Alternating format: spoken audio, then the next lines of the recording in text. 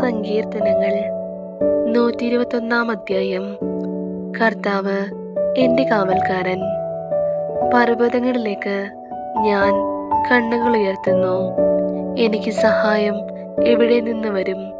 എനിക്ക് സഹായം കർത്താവിൽ നിന്നും വരുന്നു. ആകാശവും ഭൂമിയും സൃഷ്ടിച്ച കർത്താവിൽ നിന്ന്. എന്റെ കാൽ വഴുതുവാൻ അവിടുന്ന് സമ്മതിക്കുകയില്ല. എന്നെ കാക്കുന്നവൻ ഉറക്കം തൂങ്ങുകയില്ല. ഇസ്രായേലിന്റെ പരിപാലകൻ മയങ്ങുകയില്ല, ഉറങ്ങുകയുമില്ല.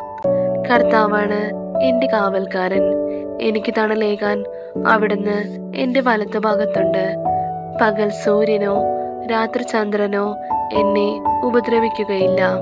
സകല തിന്മകളിൽ നിന്നും കർത്താവ് എന്നെ കാത്തുകൊള്ളും. അവിടുന്ന് എന്റെ ജീവൻ സംരക്ഷിക്കും.